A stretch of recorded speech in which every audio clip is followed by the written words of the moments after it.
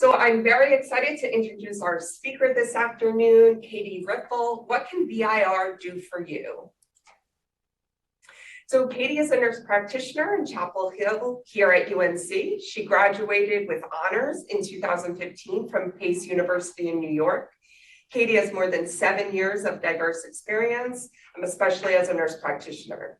She's affiliated with UNC Health and collaborates with UNC Physicians and Associates.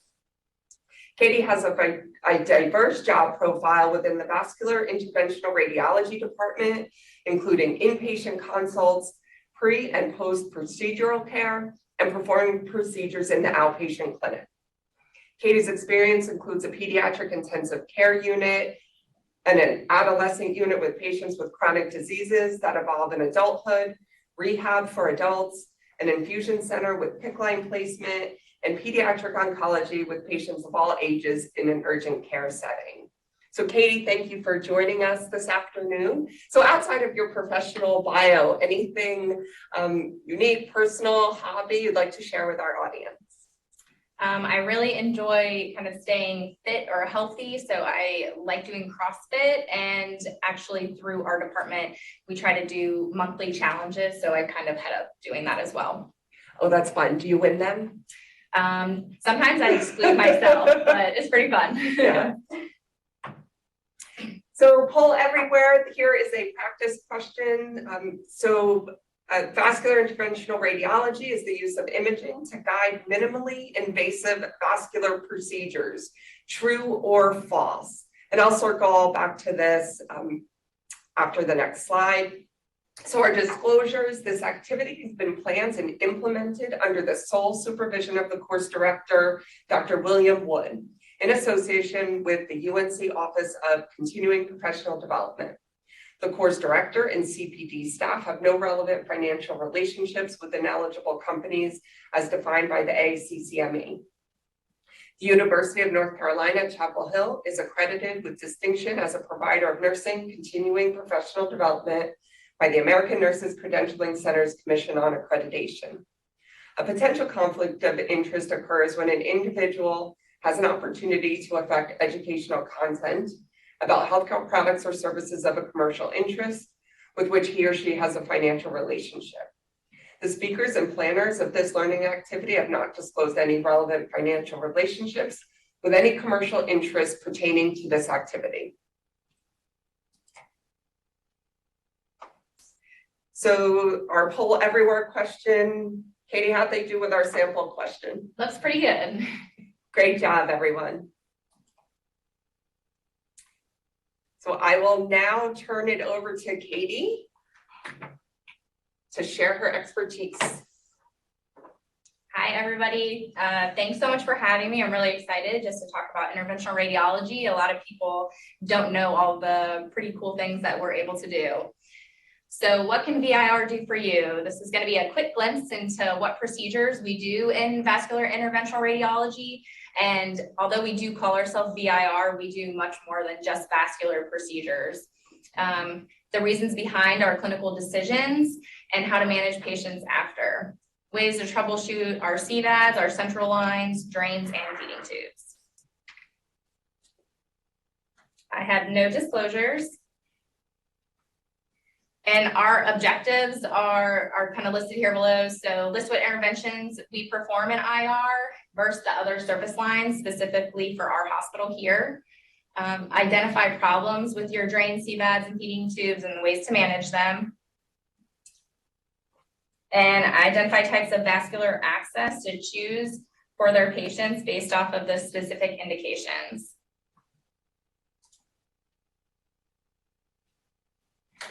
So these are a list of a bunch of our procedures, but please take note of the lovely unicorn. And actually, we had a resident here that put this on a little sticky note on a patient, and we kind of thought it was pretty funny because they're like, interventional radiology is doing things with wires and magic catheters. But we do things that a lot of people wonder how we actually perform them. So again, this is going to be a list of all the different things that we do, probably not limited to this. Our most common things that we do, specifically inpatient, are going to be vascular access, gastrostomies, nephrostomy, abscess drains, and our biopsies and sinograms. We do all of these other procedures, and we do these sometimes as outpatients as well. A lot of our larger cases that we do primarily as outpatients are going to be our arterial embolizations. Now, GI bleed is listed under there. That's probably an inpatient procedure, but the UAE, PAE, and GAE are just examples of some of the ones that we do more so for outpatients, and that's uterine artery, prostate artery, and genicular artery embolizations. We also do a lot of local regional therapy for hepatic cancers, so HCC, and we do a lot of transarterial chemoembolizations, so also known as TACE, the transarterial radioembolization, which is our TARE.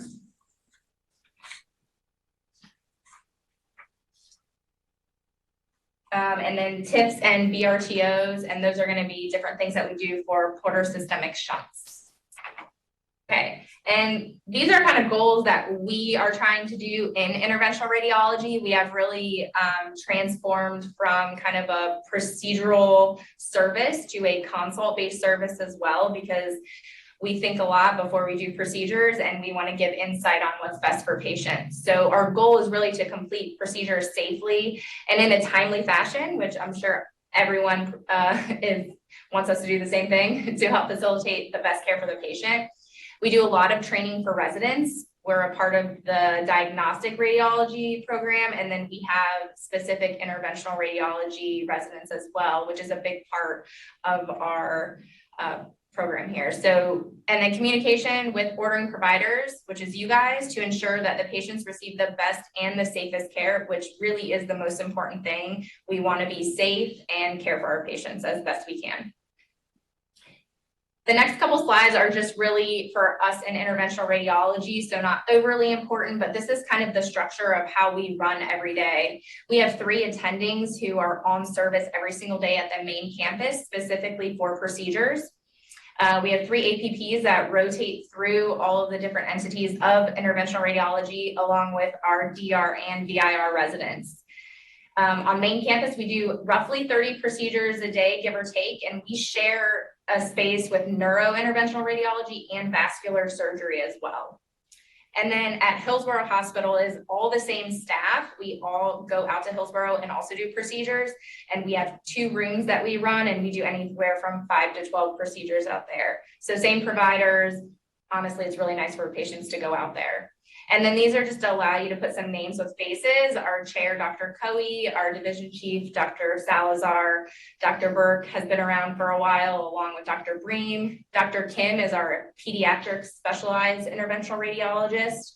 Dr. Yu, Dr. Morrow, Dr. Commander, and Dr. Keith. And then the 3 APPs with me, so Alicia, myself, and Courtney is our PA.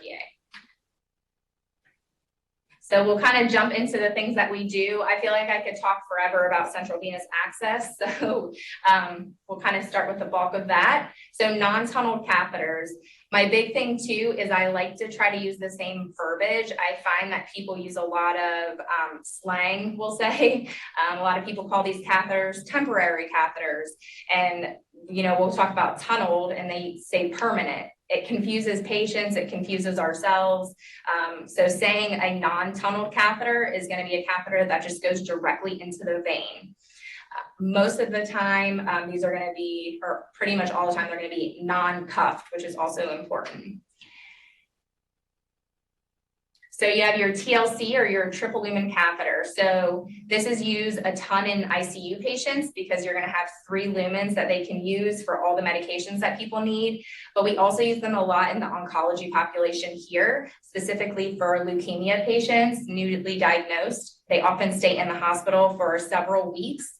They're at a high risk of infection, tumor lysis syndrome, and they need a lot of access because they're getting blood products, they're getting chemo. So we are asked often to do these on those patients. We do have a medicine procedure team here that also can place these at the bedside.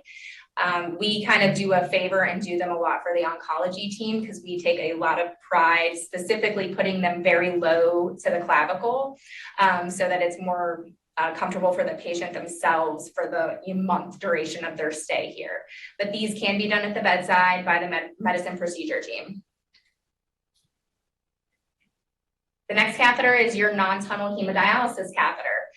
Now, we typically put these in for people, but nephrology also sometimes will put these in at the bedside. And a lot of times it's patients who are kind of a very urgent need in the emergency room or in an ICU. So we do the bulk of the patients who kind of just need to get dialysis started. Maybe they had acute renal failure after a surgery or from other reasons, and they just need a couple sessions of dialysis, maybe right after they get a kidney transplant and things haven't kind of started yet. So we may drop one of these catheters in to see if the patient recovers renally or if they're going to need long-term dialysis. So again, nephrology can put these in on some patients. We probably do more of the bulk of these. The nice thing is that patients often don't need to be sedated for these non-tunnel catheters. They are pretty simple to put in. Now, the triple lumen is much smaller. That is very easy, a very simple procedure. This is a much larger catheter. So I'm sure if I had one place, I might want a little something special to help me relax a little more. It is a lot of pressure. So we do numb them up super well, but it's very tolerable without much sedation, if any. The next catheter we have is a little bit newer for us. So we call it a trialysis, but really it's just a hemodialysis catheter with a distal infusion lumen. So the nice thing about this is a lot of dialysis patients are extremely difficult sticks. They may have failed fistulas on both extremities or just one, and they're really hard to get a peripheral IV. So when people are coming in, they have infection or they're needing any other medications, we really like to just give people this catheter because now they have an IV access while they're here in the hospital. If you can tell, it's a little hard from the other picture, but it's a little bit smaller and a little bit like more flexible than the hemodialysis catheter. So I find that people actually tolerate these getting placed a little bit easier as well, even though you have that third lumen. And then we have the apheresis catheter. And if you didn't notice, it's exactly the same catheter as the hemodialysis catheter. It's just a different indication. The main difference of this is that we put different caps on them. So for the apheresis catheter, it's the typical clave that we use because the nurses can use this at the bedside. If it's a hemodialysis, they're the dead ends because they're not to be used aside from dialysis. And then the concentration of heparin is what makes these different. So if they're getting dialysis, they're going to get that 1,000-unit heparin inside of the catheter. If it's apheresis, they're just getting the 100-unit heparin. So that is the only difference, same exact catheter. And then we have tunnel catheters. So tunnel catheters are going to be lines that people can pretty much leave the hospital with, and typically they have a cuff on them. So I always describe it as a little piece of fabric that's around the catheter itself that is underneath the skin, and this is going to allow the skin to heal over top of that. It does act as some sort of barrier so that bacteria is less likely to come into that tunnel tract, so it's less risk of infection, and it also makes these not get malpositioned very easily. So running through these, the power line is the one that we put in probably the most. It looks very similar to what people would see a PICC line, but it just has that cuff, which is the white piece there. And that is going to be underneath the skin. If you ever see a cuff outside of the skin, we usually recommend that we either watch it because it's more likely to get pulled back, or we even exchange them if we know that the person's going to need this for a while. But this is what we use for antibiotics. You can put chemo through here. You can use it for contrast studies. You really can use it for anything. And it's great because it's 5 or 6 French. They come in single and dual lumens. We very rarely place triple lumens, although I'm pretty sure they do exist. So this is our most common catheter that we put in for people. And then we have the tunnel hemodialysis catheter. And again, it looks pretty much the same as the other one, except it has that cuff, which is a little bit harder to see on this one because the catheter is white. And if you can tell at the ends, it's what we call a hemasplit. So the venous port is going to be the more distal port, and that arterial port is going to be the shorter lumen. We do have something called a vector flow, which just has both of the catheters end at the same point, basically. We don't use those unless people are consistently having trouble with this specific catheter. We may switch them out and see if the vector flow works a little bit better for them. But again, these are going to be catheters that are going to that people can go home with, so needing long-term dialysis. And that, that could just mean a couple weeks even, but if they're going home and have a chair outside with dialysis, we would put this in. And I guess I didn't really talk about that. So the difference between this and the other catheter is that this one is going to be tunneled underneath the skin prior to it going into the neck. So these all are going to stick out of the chest right below the clavicle, and we suture them in and put a dressing over top of it. They run under the skin, but over the clavicle, and then they go into the neck vein, which is the most common place that we are going to be putting them. But there are many other options, as we'll find out later. The tunneled Hickman is what we often use for stem cell transplants. And we use a triple lumen for those ones typically. And you'll see the difference of this catheter is it's just super long. I always tell people it's going to hang down, almost to their waist. But it's really easy for people who are going to have it for a long time. It makes it less likely to be pulled out. It's made out of silicone. It's a little bit different. Sometimes when people have a lot of infections with other catheters, they'll specifically ask for this catheter. I think it has something to do with the bacteria that sticks to it. And they can do, I'm pretty sure the ethanol locks through this. So that's what makes it a little different. And we use single lumen Hickman specifically for our pulmonary hypertension population that's going to go home on meds like Lolitri or Remodulin. We very rarely use dual lumen Hickmans, but we do have a couple, and we actually reserve those for a lot of our POTS patients that need persistent access, and a lot of that has to do with some of them have connective tissue disorders, and they have all these problems with the different catheters, and that seems to work the best for them.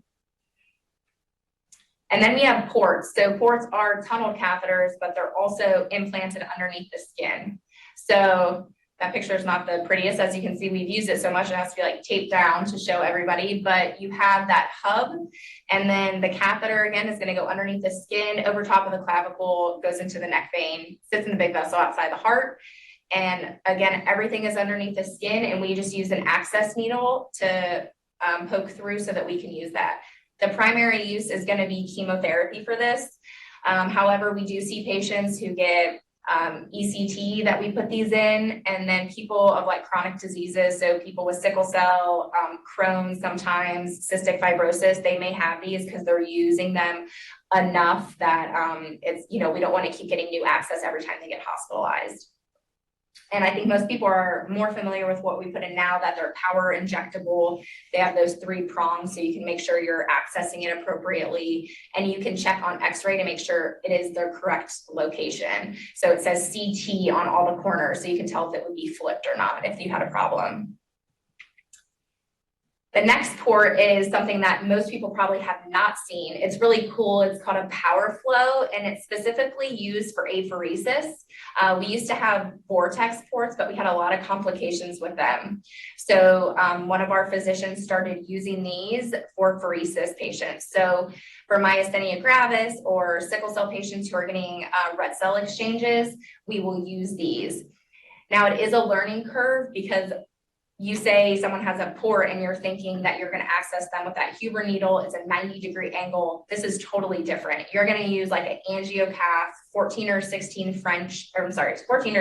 gauge IV needle. And you can see on the picture over here, kind of the top one, you're actually going in almost at like a 45-degree angle until you hit this portion with the needle. And then you just advance the catheter almost like you're starting an IV over into this portion. And this is kind of where there's a valve, and then you can just connect them to a normal like short tubing. You can use this as an IV. You can still infuse through it, but it's a little bit larger, and they get really good flows for apheresis. So this is kind of a newer thing that we've been doing. Some of the patients, we put 2 of these on, so they have a way to pull and return blood. And some of our sickle cell patients, we actually started putting a power port on one side because they get admitted a lot, so people know how to use it. And then we also give them one of these as well. And then the tunnel apheresis catheter, same thing I said about the non-tunneled. It's going to be the same exact catheter as the tunnel dialysis. It's just the heparin and the caps that are the difference between those. And then you have a PICC, a peripherally inserted central catheter. So the main difference with this, it looks exactly like that power line, but it does not have a cuff on it. You really will just see these as it's stated, peripherally inserted. So into the arms, we see it less in the leg, although you can use leg veins to put a PICC in. We do have a vascular access team who will put these in at the bedside as well. So all PICC consults should actually go through them first, and they decide if they are either not a bedside PICC candidate, and they may refer over to us. And so they have specific criteria for that. But they basically have first right of refusal because they're going to work up these patients quite well for us. And then together we can decide what catheter may be better for the patient. These can come in single, dual, and triple as well. And you really can leave PICC lines in really for the same amount of time as other lines. Sometimes people shy away from using them for an extended period of time. Some of that's a little bit higher risk of like having a blood clot because the catheter is so long, since it extends from the, mid arm all the way down into the, right into the right atrium, basically. So your catheter itself is much longer. You have technically 3 vessels to choose from. You have a basilic vein, you have a brachial vein, although there are 2 of them, and then you have a cephalic vein. We use that a little bit less on people. The basilic is the one that we prefer. It's kind of out by itself. There's no nerve around it, and there's no artery. Your brachial vein has an artery. There's typically 2 veins that kind of go around it, and then there's nerve bundles around there as well. So really that should be kind of reserved for someone who's pretty skilled at doing that. So someone who's more novice usually goes for the basilic. But these can be used again for antibiotics, for chemo, blood draws, poor access, all of the above. Really, you can use these for anything. Occasionally in the pediatric population, we will place, and it gets a little confusing because a PICC line is a peripherally inserted central catheter, and I always find it confusing. So I like to say non-cuffed tunnel catheter, but we'll put them in babies. Dr. Kim is extremely specialized. He can put catheters in teeny tiny babies. It's really incredible. But we do this for kids, and then that way we don't have to pull the cuff out when it comes time for removal. So it's really nice.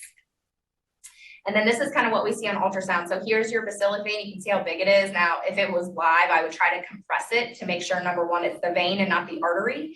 Arteries are going to start blinking at you. The vein will fully compress.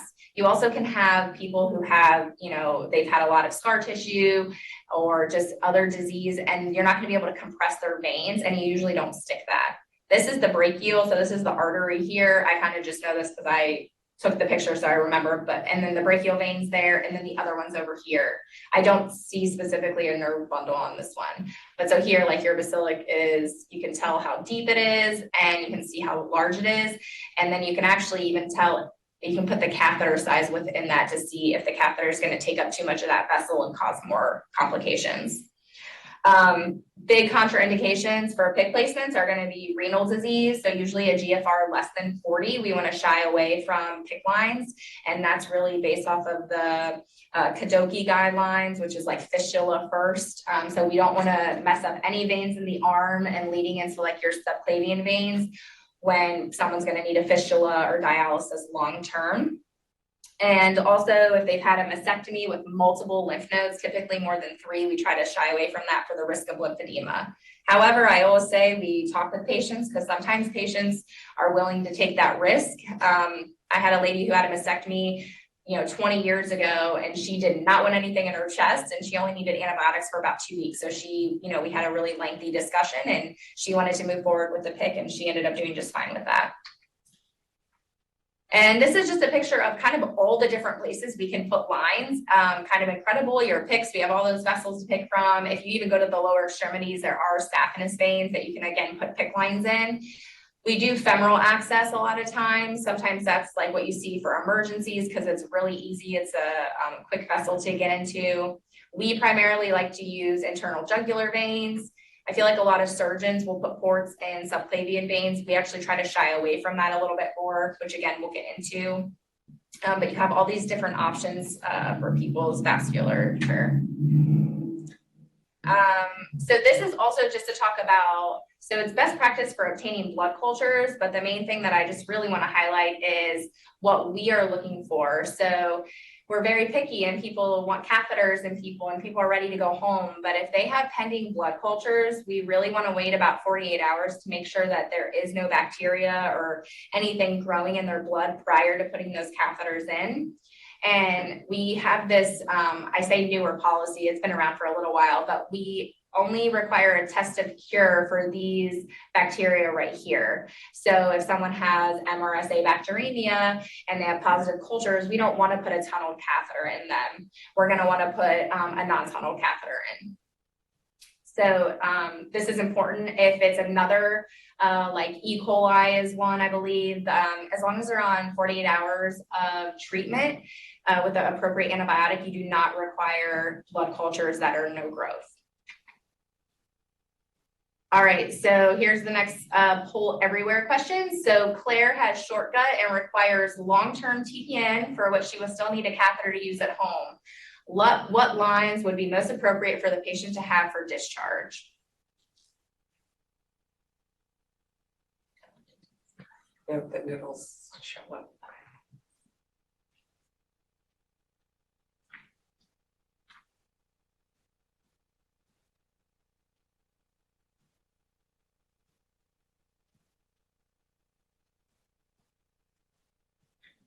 Read the answers. Yeah. Okay. So we have non-tunnel TLC, which was that first one that we talked about, a tunnel catheter like a power line, a port placement, or a peripherally inserted central catheter.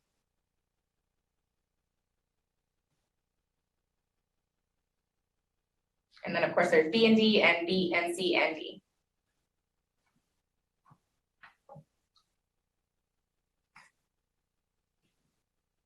We don't see any answers coming through. Yeah, my apologies.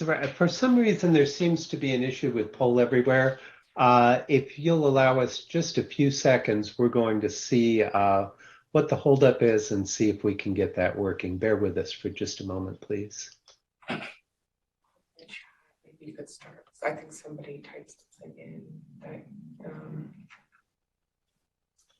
All right, that should be working now, and our audience should be able to see the different choices on their poll everywhere. So my apologies for the delay, and you should see the answers coming in shortly.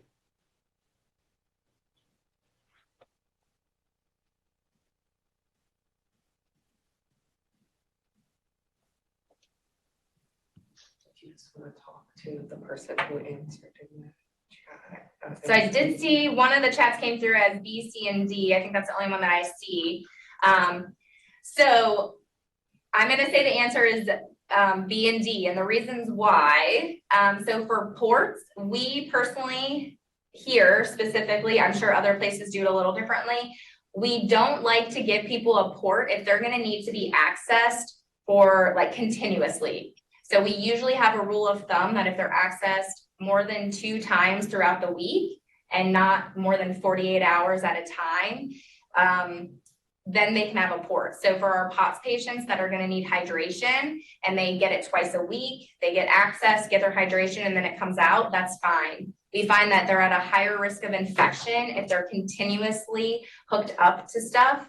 And then also they erode through their ports. I've seen many where they just keep getting accessed in that same hole and it stays in nonstop. So we find that it actually works, you know, not quite as well. Now, people do put them in for those reasons, but we actually will not do that for patients, and we recommend tunneled catheters or a PICC line. May have been a little biased of a question. Oh, there we go. Okay, there's all the answers. Okay, all right. So most people got the right answer. All right. All right, and then we have another one. Dan was found to have MRSA bacteremia and is in need of IV antibiotics for several weeks.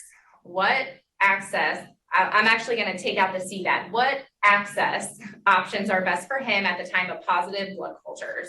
So a non-tunnel TLC, a tunnel catheter, peripheral IVs, or a peripherally inserted central catheter, B and D, or A or C. All right, and that would be right. So peripheral IVs are non-tunnel TLC because they are actively with positive cultures. Here at UNC, we do not place PICCs with positive cultures. They are treated the same as tunnel catheters, and we do the same thing as our VAT does so that we don't, you know, people don't pick and choose who they go to. Okay, and then we're gonna kind of dive deep into central venous access so that we understand some of the things that we do. This is our kind of algorithm of how we want to give people access. So, and this is our main vascular access kind of guru that we have here, who does recanalizations, which you'll see in a moment. He wants to stay on the right side as much as possible. So we prioritize internal jugular, but we'll also look at the external jugulars because those are still going to meet and go centrally. And then we try to go over to the left side next. Left side crosses over and then down in order to get access, and can be actually very tricky access on people. And then a lot of people, I never have heard of these before I was in IR. So femoral you have, but these translumbar, transhepatic, and transrenal, I didn't even know existed, to be quite honest. So there's, so for those three specifically, they aren't great options, just first and foremost. However, some people run out of access completely and we're forced to kind of do, you know, femoral, and femoral is not great for people to leave the hospital with and kind of live everyday life. I don't know how people put pants on, honestly, and have femoral catheters. It's kind of impressive that some people keep them as long as they do. We actually do not like doing hepatic because the risk of migration is pretty high. They tend to have a lot of issues, but if you have to, you have to. So we prefer translumbar if someone is kind of out of access, and we've had pretty good success with that. And since most people don't know what translumbar is, this is it. You're going to prep the knee, and you're actually going to get access through the popliteal vein and run a wire up so you can see it under fluoro. And then you're going to target somewhere between L2 and L4, and you're going straight into the IVC, targeting your wire. And then once you're able to do that, you can get access and put your catheter in. So the catheter is always going to come out of the right side. So your access point is right here. And then you're going to tunnel it over to like the side of the person's like flank essentially. So it'll look like this externally. So this is where you got access and ran your wire and then your catheter out, and then you're going to tunnel over here. You can't tunnel over there because it would be across the spine and that would probably be super uncomfortable, but we try to use this longer catheter because otherwise people are going to be like laying and sleeping on this. So this has actually worked for several patients. We have one person specifically now who gets fluid through this, and this is the only access he has left. Okay, and so when I talked about one of our physicians doing recanalizations, I think these pictures just say a lot. We have a lot of people who come in and we fight to keep lines in. Someone's infected, but they don't have any more access. And every time we put a line in and take it out, that vessel starts to stenose and scar down. And over time, you will lose access into these people's veins. So that's why we're very specific, and we, you know, kind of argue back that we want to keep these lines in and try to treat through infection. Because if you take out catheters on these dialysis patients over and over, at some point you won't have an access to give them dialysis. So this specific person, they actually had a fistula on the left side, and they came in with severe arm swelling and their fistula wasn't working super well. So we were able to get across their fistula, and this is just a contrast injection. And I don't think you have to be a radiologist to see, but there is no flow going into the heart that you can see here. So it's just all these collaterals. This is not normal. So your body is amazing though, and makes all these different vessels to get the blood where it needs to go. So we were able to get groin access, which is right through there, and run a catheter up. So that's even a better, so you can see all the different collaterals that just keep coming. So we were able to run a catheter up, and then we actually put this little like lasso here, and there are many different ways. We have a power wire, which is essentially a laser. There's sharp recanalizations with actual needles where you can just take a needle percutaneously through the chest even and try to target that. And you can also use different wires. So this is a glide wire that he was able to get through here, targeting that lasso and the snare. And then he's able with the snare to pull the catheter or the wire all the way down through the groin. So now you have what we call body flossing. So you have a wire that is coming out of the person's left upper extremity fistula, running all the way through here and then out their groin. And that just gives you a really stable access to balloon, angioplasty, everything open, and then put a stent in. So that's exactly what he did. So he was able to take this in.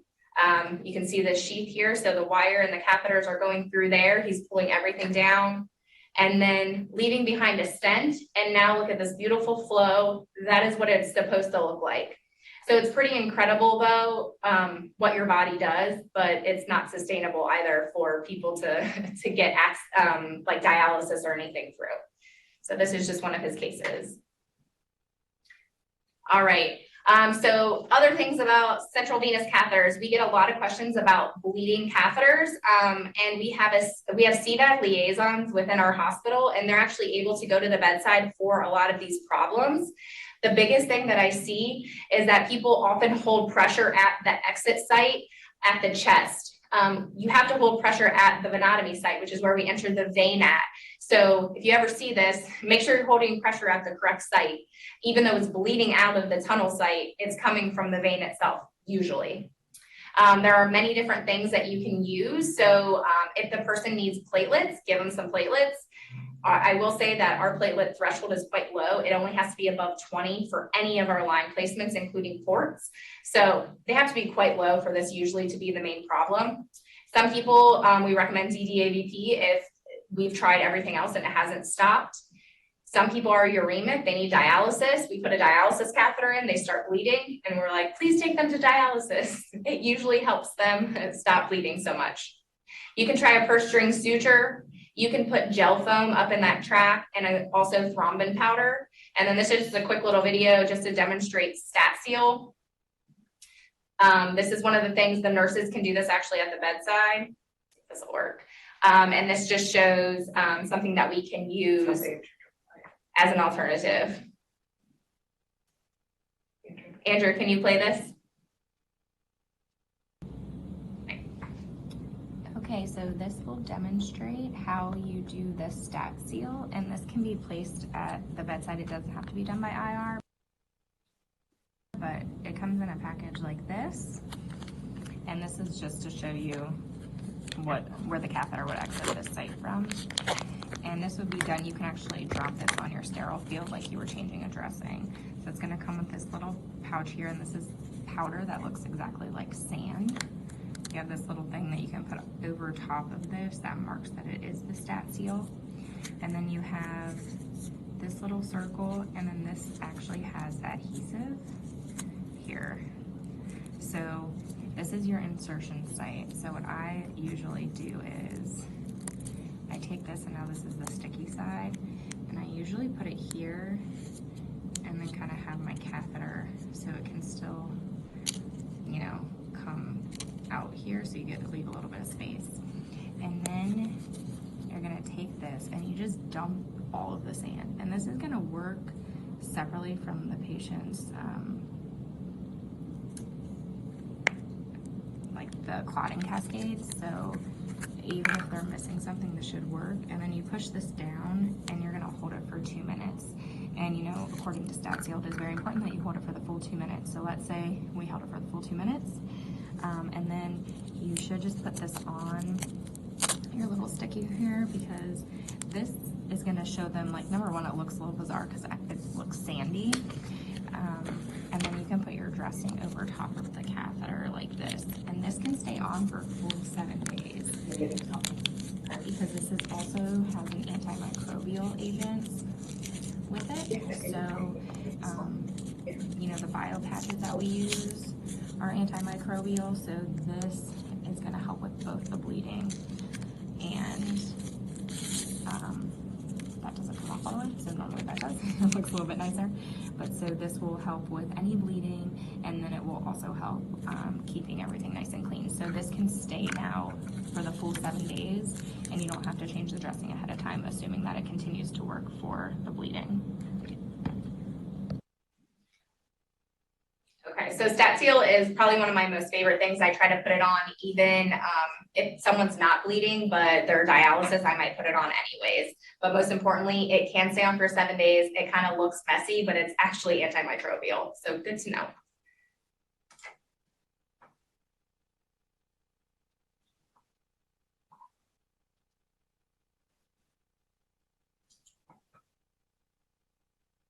Okay, and then, so catheter malfunctions, if it's not flushing, the most important thing, first you change your paths, and then you're gonna do an x-ray to check for kinks, which I'll show you in a second. And then this is the TPA, and you can go ahead and play the video. And this is showing you how to do TPA with a three-way. Okay, this is how to do the TPA administration via the three-way stopcock method. And this is usually if the patient's catheter won't actually flush. So not only do you think it's cut off, it won't flush either. So this is the patient's line, we'll say. You're gonna have an empty syringe that's gonna be in line with the patient's catheter. And then you're gonna have your TPA syringe, which ends up being about 2.2 mLs once you mix it.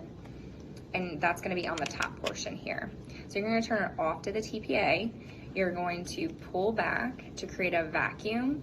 And then you're gonna turn this while you're still holding this plunger back. And you're gonna turn that off. And then you should see that a little bit of the TPA kind of gets sucked in from this syringe. You may also be able to push it a little bit. You can always try that. And then you can redo this a couple times until that TPA has all the way in to the patient's catheter. And then you can let that sit for the amount of dwell time for the policy. So that is helpful because we get that a lot where people don't try TPA because they can't push it in the catheter, but you can try that method and it typically does work. Sometimes it's super slow. You only get a tiny bit in, wait a little bit, it's TPA. It should break all that up and then you can push the remainder of it in. Let's go back real quick. So the other thing is I said just to do an x-ray. So this is important. We had a patient come, this was a perfectly placed port 2 years ago and then somehow got flipped up like that. So it's kind of crazy. We had to exchange her out completely. But this is important because if this flushed or got blood return, it would be a miracle probably. But you also probably wouldn't want to put TPA in there necessarily either. So probably a good idea to get an x-ray ahead of time. If you don't have blood return, again, we said the TPA, reaccessing the port is super important. I have so many, and I will say specifically women because of breast tissue that have 3/4 inch needles and they get popped out when they move around, give them a 1 inch. TPA infusion, you use 3 milligrams and 300 mLs and you run that over 3 hours at 100 mLs an hour. And you can do that as a different option for TPA.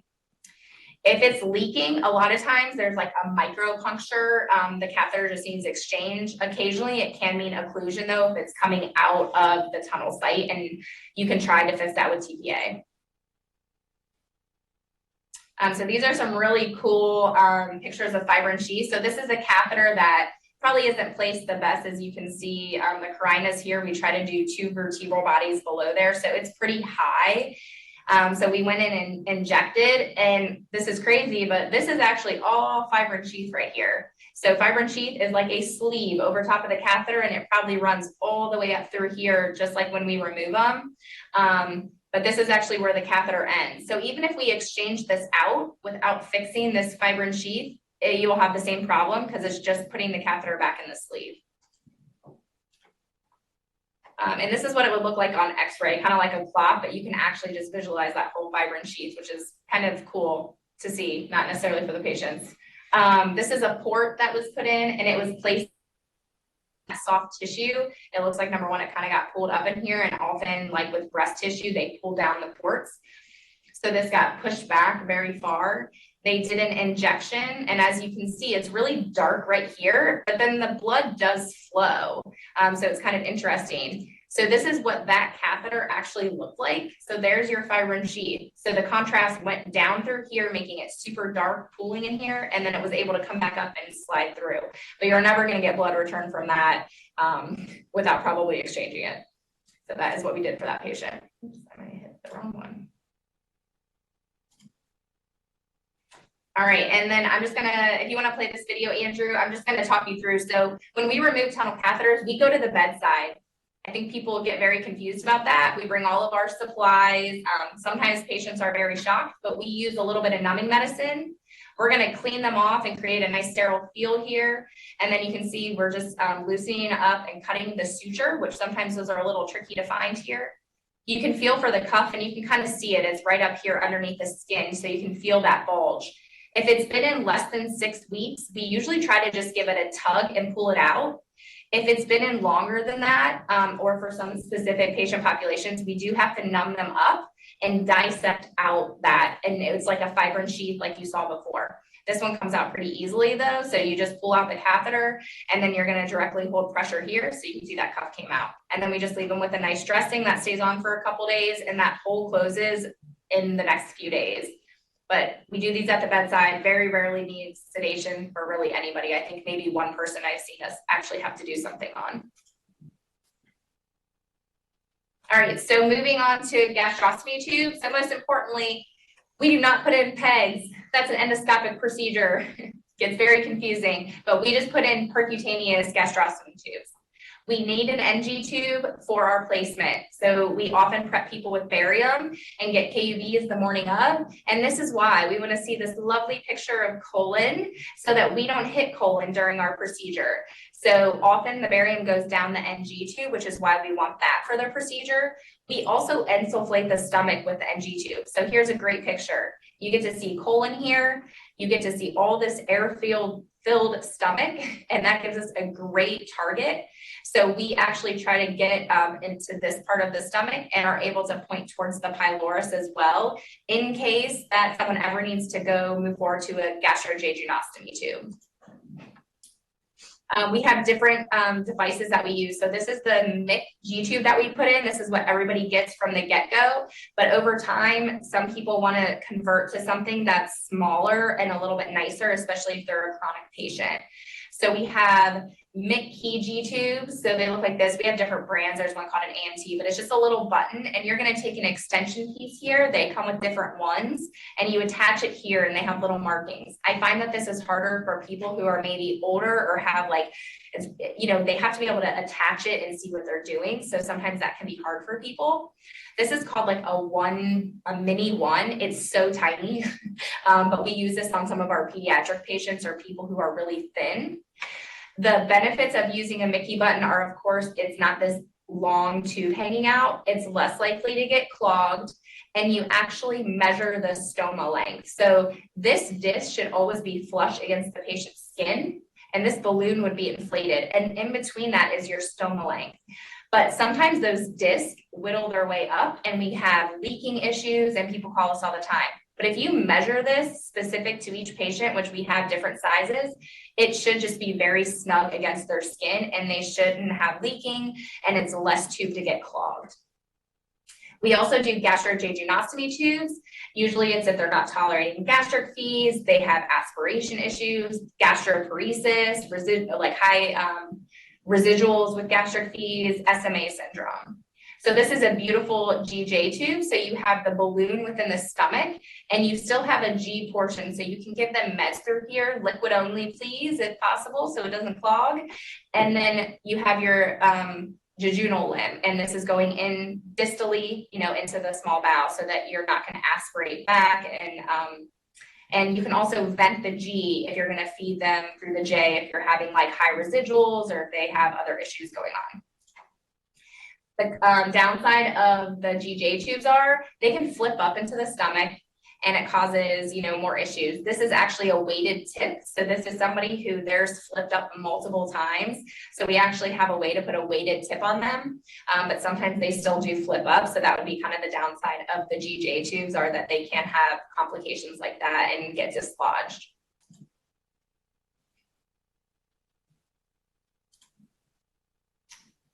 So the main complications that we see are cellulitis, which usually can be treated with antibiotics, but it could require removal. We've had some that have looked pretty bad.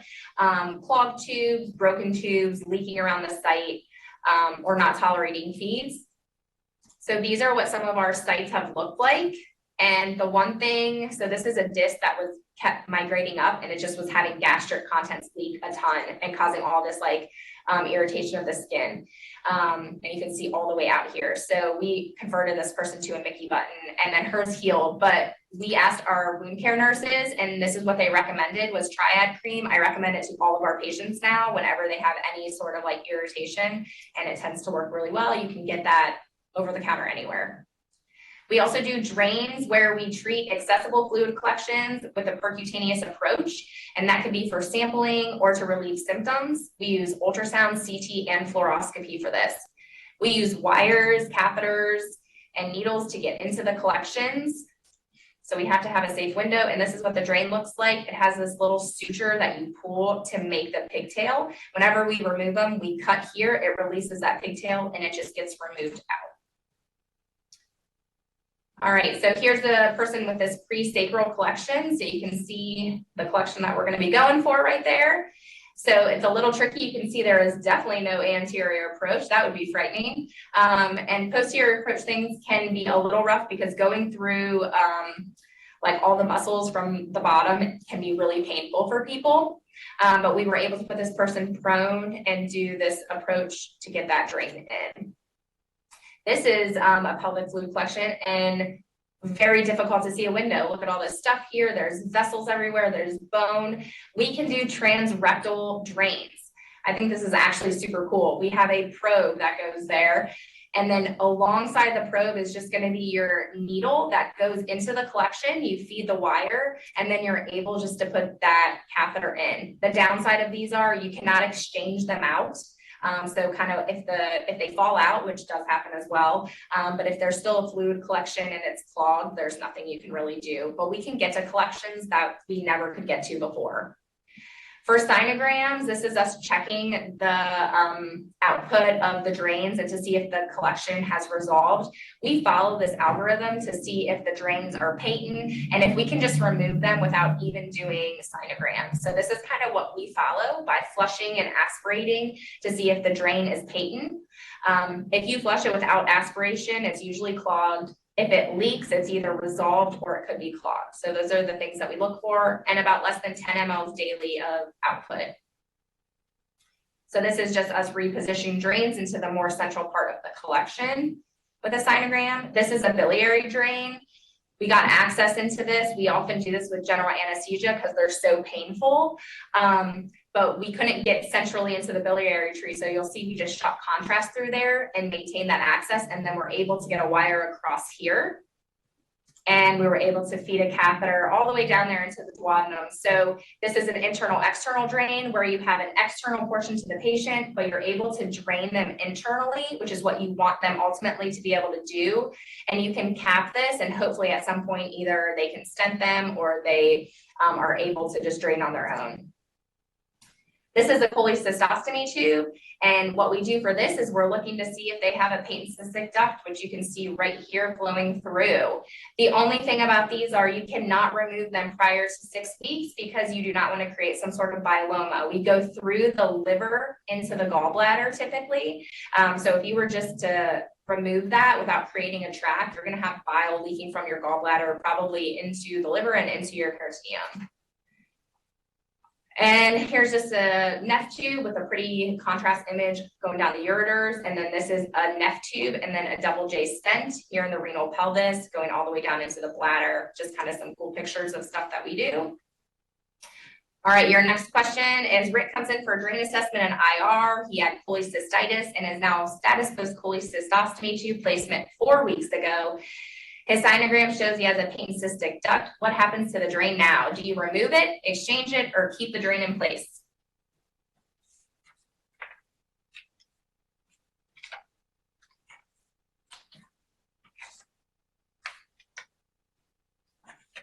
All right, so you have to keep it in place. C is correct because it's only been in for 4 weeks and we want that tract to have been formed. But technically, is it ready to come out? Yes. So we could cap it. He doesn't need to be draining it, but it has to stay in place for 2 more weeks.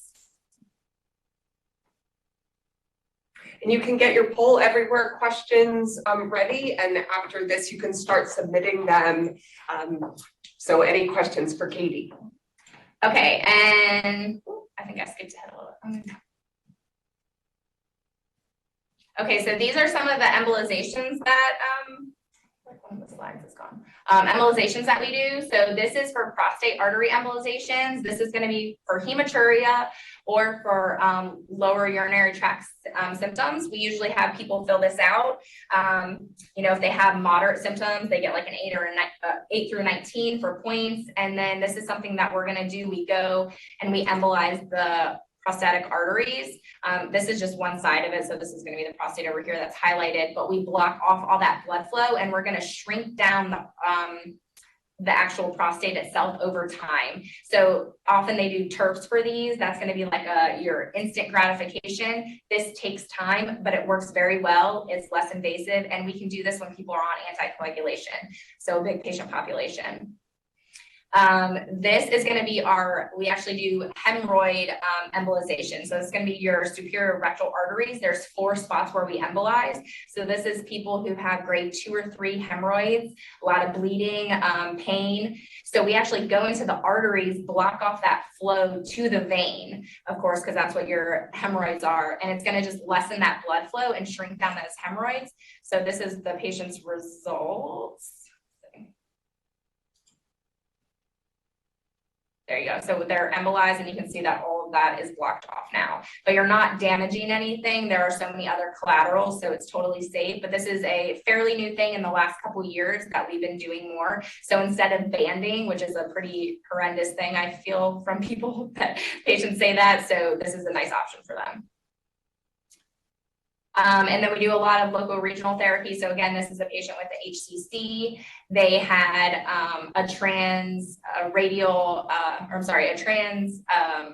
they did a radial embolization, so a tear, so transarterial radial embolization. Here's the tumor, and then they inject like radiation. So, and then this is what it looks like on the scan. So they have to check other things to make sure the radiation does not shunt to other places in the body, but that's done prior. And this is someone who we did a chemo embolization for an HCC as well. So we go in, we highlight that tumor, and then we're going to block off all the blood flow to it and also place chemo beads within that. So block off the blood flow with chemo beads. Okay. We'll skip over the tips part because I think we're already over. Was that your last? That's the last part. Okay. Thank you everyone for hanging with us and through our challenges. I don't know if you want to speak. Oh, here we go. So please feel free, if you're able to stay on. Katie, do you have a few minutes? If people have questions, please submit questions through Poll Everywhere. Katie, this was amazing. I think this just shows that maybe we need to invite you back. There's so much expertise and knowledge that you can share with us that we are managing these patients, out in the world. But this was great. So how do you decide to exchange central access versus create a new insertion site? So the main thing is going to be infection, and we look for people often come in with bacteremia. But our big thing is, do they have a tunnel site infection? So if their tunnel site, their chest site looks great and it's just bacteremia, especially if they're not septic, if they're pretty stable, what we often will do for that is we just do an over-the-wire exchange, and we may plan, do we do it prior to blood cultures being cleared, or do we want to wait? So that may depend on the patient's status or what the bacteria is growing. But if their tunnel site is infected, we know we need to get it at least out of the tunnel site. Now, if it's somebody who they've never had an access before, it's on the right side, we'll probably just take it out and let that kind of heal. But if it's somebody who's on dialysis and we know this is their last access, we actually do a cut down at the vein site, and we will find the catheter itself. So we grab a hold of the catheter, and then we're going to open the catheter there and put a wire through it and keep that vein site open with our wire. And we'll probably put a temporary, or a non-tunnel catheter through there to maintain access while that tunnel site is getting cleared for infection. And then once the site looks good, then we could re-tunnel it. So it kind of depends on if the patient is a difficult access or not. If they're not, we'll probably do a new insertion site, specifically if there is a tunnel site infection. Great, thank you. Any other questions? Sounds like Poll Everywhere was having hiccups globally. So we thank you for your patience with managing through. I'll wait another second. I know people are trying to probably go home, make dinner, spend time with their families. So thank you everyone for joining us this afternoon. Check out our